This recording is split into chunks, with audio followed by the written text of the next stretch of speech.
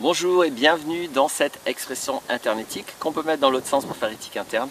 C'est une émission de Que vivent nos relations TV que je vais associer à mon site être-humain.net. Et j'ai annoncé dans la vidéo précédente le thème de celle-ci, mais je vais l'étendre un peu. Le sujet, ça va être que maintenant on appelle les empathes, ou alors l'empathie en général, que je vais nuancer avec ce qu'on appelle la sympathie. Et je vais en profiter pour dire quelques mots aussi du coup sur toutes les autres étiquetages comme ça qui sortent régulièrement. Il y a une époque c'était les surdoués, qu'on a appelé personnes à haut potentiel. Bref, il y a plein d'étiquetages qui m'ont toujours troublé parce que c'est du recadrage de vécus qui sont en souffrance psychologique. Donc c'est des personnes qui vivent des souffrances psychologiques. Et puis il y a toujours l'approche des faux pessimistes. Vous allez voir la vidéo des faux optimistes, pardon, qui sont des vrais pessimistes. C'est pour ça que je disais ça. J'ai fait la vidéo sur les vrais optimistes qui consiste à toujours tout positiver, être positif en surface et en apparence. Parce que les gens qui veulent tout positiver, c'est en fait les gens qui ont beaucoup de négatif en eux, qui fuient le négatif. Donc ils cachent le négatif, ils positivent rien du tout. Parce que la personne qui dépasse ça, c'est la personne qui voit les choses telles qu'elles sont, qui sont ni positifs ni négatifs. Positif, négatif, c'est des jugements très en surface. Et donc dans cette optique de faux optimistes, parfois on cherche à positiver des vécus complexes, en souffrance, conflictuels, etc. Avec des notions qui sont très valorisantes. Mais bon, qu'on vous étiquette maniaco-dépressif ou qu'on vous étiquette empathe, dans les deux cas, on est toujours dans une approche d'étiquetage superficiel qui met zéro conscience sur ce qui se passe. Donc étant donné que mon approche c'est la conscience de soi, j'avais envie de dire quelques mots là-dessus. D'autant plus que ça procède d'une vraie vanité. Donc vanité, je reviens, je le dis régulièrement, c'est vécu souvent comme une insulte dans notre société de parler de vanité. La vanité, c'est de mettre de la valeur dans ce qui est vain, c'est tout ce que c'est la vanité. Hein. C'est pas une insulte, c'est un mot français pour dire quelque chose qui existe. C'est quand je mets de la valeur dans ce qui est vain, donc ça veut dire que ça mène nulle part, que ça n'a pas d'issue, ça s'appelle la vanité. Et donc là, c'est des processus de mon point de vue qui sont vaniteux. Alors, les empathes, l'empathie.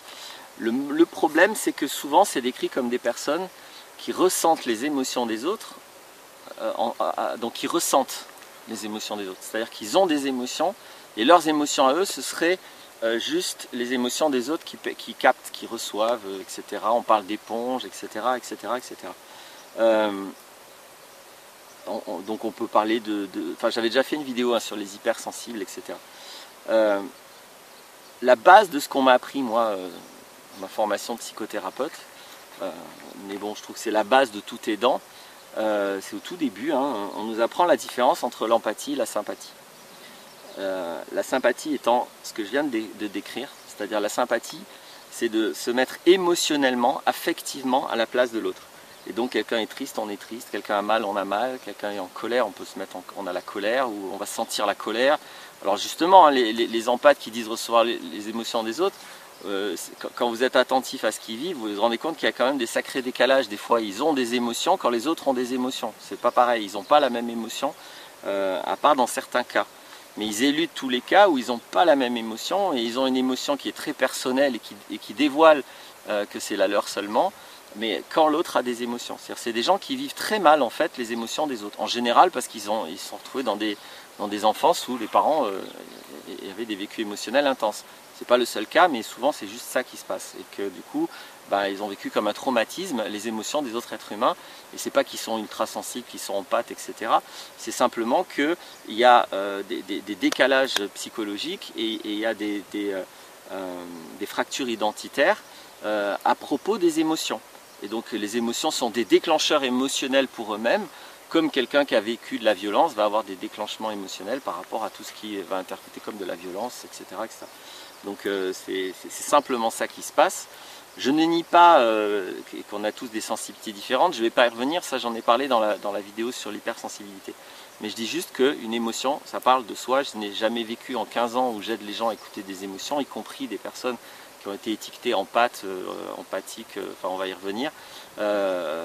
Et non, ils vivent les émotions comme tous les autres êtres humains, et heureusement.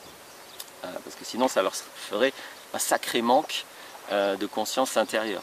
Donc ça, c'est pas de l'empathie, c'est de la sympathie, de vivre des émotions calées sur les émotions des autres. L'empathie, c'est d'être à la place de l'autre en conscience. C'est-à-dire que moi, je reste libre, serein, tranquille. Simplement, je suis complètement axé sur l'autre, centré sur l'autre. Et je suis attentif, ouvert à l'autre. Mais je ne m'y perds pas. Je ne suis pas triste parce que l'autre est triste. Je suis tranquille, serein, en pleine conscience que l'autre est triste. Ça, c'est de l'empathie. Donc l'empathie n'est pas un vécu émotionnel, c'est un vécu de conscience. Le vécu émotionnel, ça s'appelle la sympathie. Sympathie, synchronisation, patio, souffrance, synchronisation de souffrance. Empathie, c'est pas synchronisation. Donc ça, c'est la première chose.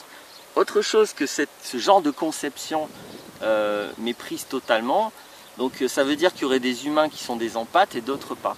Pourtant, il a été absolument très largement démontré et redémontré et re-expérimenté, etc., que rigoureusement tous les êtres humains sont empathiques petits. Alors après, il y en a qui peuvent complètement se couper de leurs émotions, complètement se couper de leur intérêt pour les autres humains, etc. Mais à la base, nous sommes tous empathiques. Donc il y a quelque chose de très spécial à s'imaginer qu'on est différent parce qu'on est empathique. L'empathie est la base de l'expérience humaine. Tous les êtres humains sont empathiques, c'est la base, donc il n'y a rien de spécial à être empathique pour commencer. Donc il y a aussi ce délire-là qu'il ne faut quand même pas oublier. Et par contre, voilà, c'est pas tout le monde qui a des problèmes émotionnels avec les émotions des autres.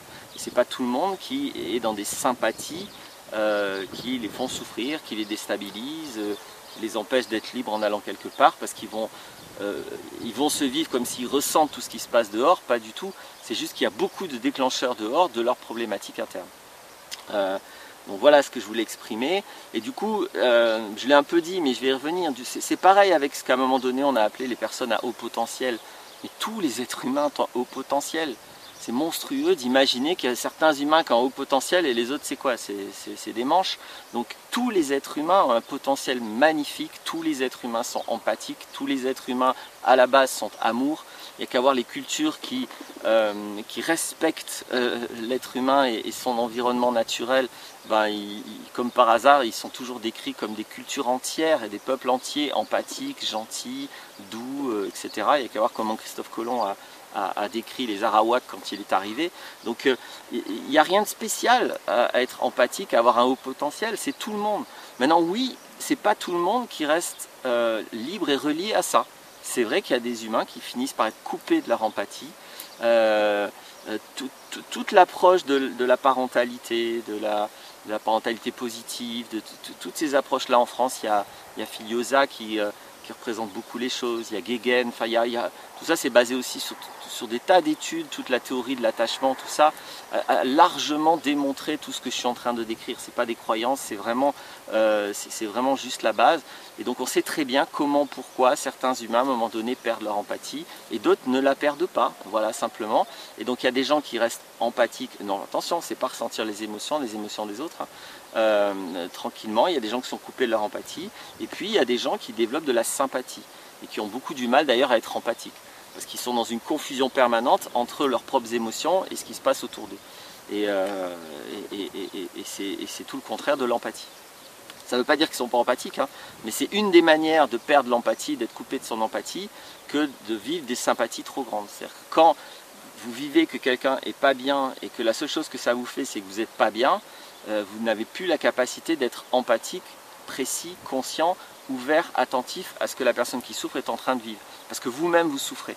Et tout humain qui souffre n'a plus de capacité d'empathie. Donc il faut être vraiment très rigoureux là, parce que je trouve qu'il y a beaucoup de problèmes avec ces conceptions. Le premier problème, c'est que ça déroute la personne de sa propre évolution, parce qu'elle se met une étiquette, ok, qui est super positive, mais ça ne sert à rien d'autre que ça. Donc ça valorise son ego et du coup on n'avance plus. Deuxièmement, ça détruit complètement la notion réelle d'empathie. Et trois, ça déshumanise tous les autres êtres humains que ces gens-là. Donc ok, c'est des gens qui souffrent à leur façon à eux. C'est pas toujours intelligent d'étiqueter les façons de souffrir. Le plus intelligent, c'est de regarder la cause des émotions, aller regarder, faites des échelles émotionnelles et dépasser la cause des émotions. Et là, vous allez vivre c'est quoi l'amour, l'empathie, etc., etc., comme tous les humains qui vivent ça. Donc voilà ce que je peux dire. Et le haut potentiel, il sera bien libéré à cette occasion-là. Voilà ce que j'avais envie d'exprimer sur ça. Je pense que c'est quand même important pour tout le monde. Bon, les personnes qui vivent ça, qui sont pas d'accord avec moi, bah, surtout qu'elles continuent de ne pas être d'accord. Moi je suis pas là pour convaincre.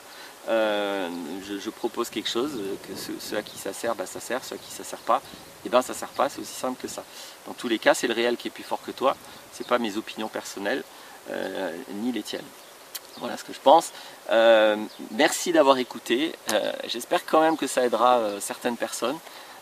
Et à bientôt. Au moins oui, autre chose, j'ai pas trop pointé, bah, ça peut aussi aider les personnes qui sont amenées à côtoyer de manière proche, voire intime, quelqu'un qui s'est auto-étiqueté ou qu'on a étiqueté comme ça, comme un empathe, parce que du coup ils ont plein d'idéologies, ils ont plein de croyances pour rien changer puisqu'ils ont positivé leur souffrance. Les hauts potentiels, etc., etc. Bien sûr, il y a toujours un fond qui est différent en eux, mais en fait, encore une fois, chaque être humain est différent de tous les autres êtres humains. Donc à chaque fois qu'on oublie ça, on est quand même dans un grave manque de conscience. C'est ça que je voulais éclairer avec cette vidéo. Merci d'avoir écouté, au revoir.